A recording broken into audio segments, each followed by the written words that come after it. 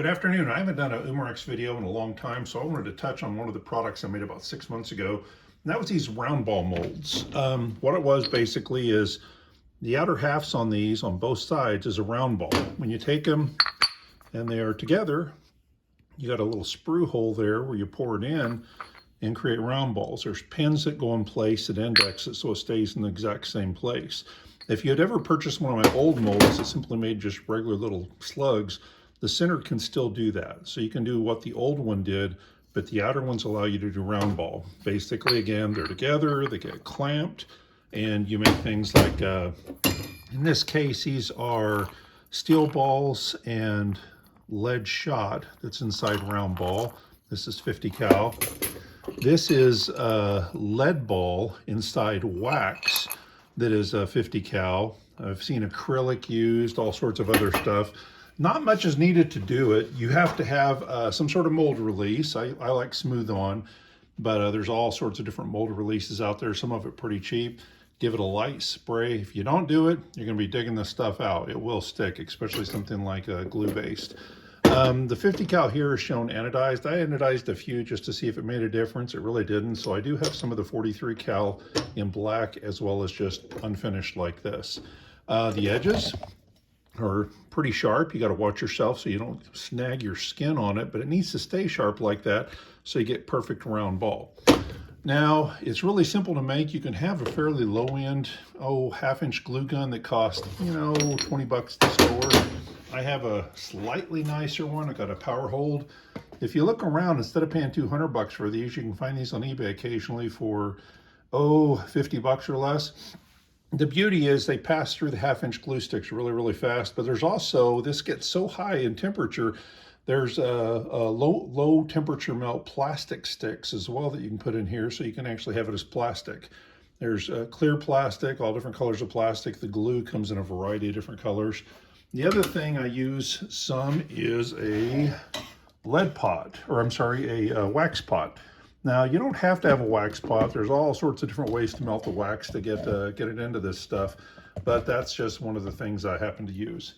Now, to show you what I'm talking about here, this one I did earlier with shot, and I'm kind of curious how it's going to come out because with shot can be a little bit more difficult, and I'll explain when I look at it to see if it actually came out halfway decent, because if it did not, I'm going to explain to you why and tell you the workarounds. The only thing you end up having to do is get a razor down in there or something to cut the little excess off here. It's easy enough to do. And then if you're using glue, that just goes right back into the glue pot. There's no waste whatsoever with the wax. With the glue, you have a little bit of waste because there's a little bit sticking up out of the hole, but again, not that big a deal. Now, the clamps I'm using on this are just typical little cheap DeWalt clamps. However, with shot, one thing that you can do is use those little bitty business steel clamps with the little spring hands and hook it together. If you have any trouble with the shot sticking to the glue, what you can do is put it together, put those spring clamps in, put it in the oven at 300 degrees for 10 minutes. It will fully melt and form. Take it out, let it cool, or toss it in the fridge for 10 minutes. And you'll be done. So at this point, I'm going to see how these came out. The things are pretty snug getting on and off because again, it's a pretty much one-to-one fit. So there is the ball with shot in it. So you've got shot down in there, but you see how some of the shot is exposed like that. If I were to take that and toss in the oven at 300 degrees for 10 minutes, you'd see wax completely envelop it. It's not coming out or anything like that, but again, you can do a better job than that. But as it is, these would be shootable right now. You'd have 50 cal wax and lead shot. As far as the stuff that you can put into these things, I've got 1/4 inch steel ball bearings. I've got 22 caliber lead balls. Basically, that's called number 4 buck.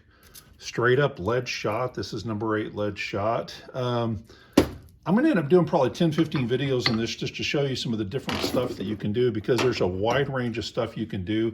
You can foil line this and put all sorts of stuff in, including shot, wrap it on top of itself, then fill it with the glue or the wax, whatever you want to use. And then it really adheres to it well. And as the videos go on, I'll do some of the more complicated things you can do. I can make an incendiary one on the 68 cal as well as an exploding one on the 68 cal. That's going to be video number 3 or 4. I'm going to get past the basics first. But anyway, I made a bunch of these for the 43 cal, 50 cal, and 68 cal 6 months ago. Invested thousands. Thought it would be a much better design than my old one. I've sold a single set of them, and that guy was committing postal fraud. So technically, I guess I haven't sold a single set yet. I think it's a much better design than my old one. I sold hundreds of the old ones. This new one is a far better one because, again, you can make the round ball in these 3 sizes. Up to now, pretty much on 43 cal, the only thing you can get is whatever the factory offers. You have to use whatever they want. In this case, you make any old 43 cal you want. There's not a lot available in 50 cal either, so again, you can make your own 50 cal as well. But again, many more videos. I'll do probably a video dedicated to each caliber over the next 3 videos. The final one, I'll do some pretty complicated stuff with a 68 caliber, because that Umarex HDS 68 has enough power to have some fun with that. So that'll probably be the last video I do. Anyway, I hope this helps and have a better understanding of why I made these. They are available on eBay. Y'all take care. Bye-bye.